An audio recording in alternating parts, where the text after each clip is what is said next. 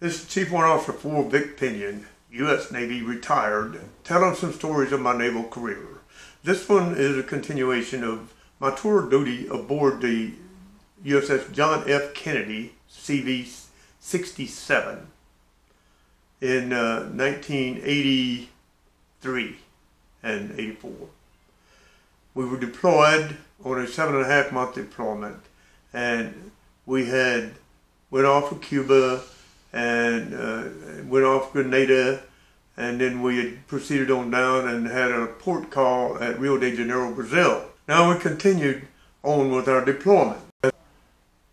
Lebanon, and we were scheduled to go through out into through the straits and the canal, but that got canceled because we were going to remain off the coast of Lebanon during that crisis. Arabs had blown up a truck and killed 44 U.S. Marines in Lebanon, and we were headed there. But we had some transit time. A lieutenant commander who was aboard the ship for the purpose of establishing a new maintenance department, new maintenance management department. They had put such an officer, limited duty officer, lieutenant commanders aboard every deploying aircraft carrier.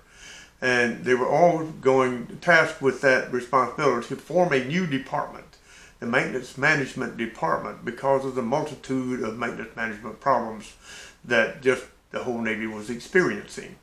And then they would combine notes afterwards, and they would come out with the best option for forming such a department. Well, this lieutenant commander came into my office. He had talked with a lot of people, and he had reviewed some service records, and he had set his sights on taking Chief Cheney to be his maintenance management department leading chief. And that's what he told me. I said, whoa, wait a minute. I need Chief Cheney. I'm new aboard. And this is my first East Coast ship. I'm not inexperienced as a maintenance officer, but I need Chief Cheney. I don't have any extra chiefs. I need him. And we talked it over, and he finally decided not to take Chief Cheney. So that let me keep him. Thank God. Thank you, Lieutenant Commander. Well, he went on, and that maintenance management department did not come about. It became a maintenance management division, MMD, of the engineering department aboard the major combatant ships like aircraft carriers. But we continued on off the coast of Lebanon, and where we launched some strikes, and we had to keep fighters in the air just about all the time, in alert 5 status just about all the time, 24/7, and the enemy had captured a bunch of Americans, military and civilians, and were holding them prisoner.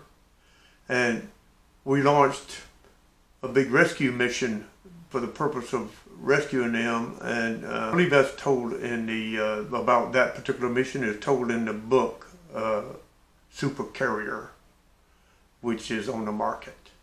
I forgot the name of the author of it. I did meet him, had a number of discussions with him, but I've forgotten his name. I think his last name was Wilson.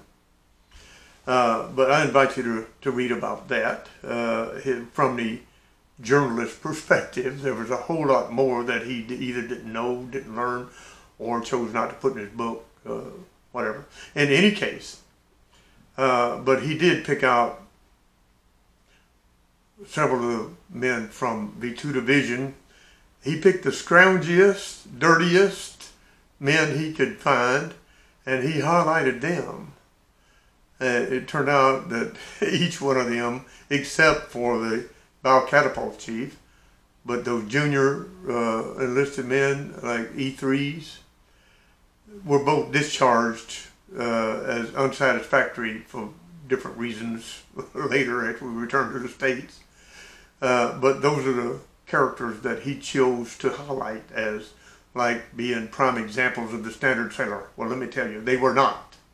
They were good, hard-working men, but they were not the standard sailor, I can tell you, because the standard sailor doesn't get into that much trouble. Okay? That's the end of this story. Y'all carry on.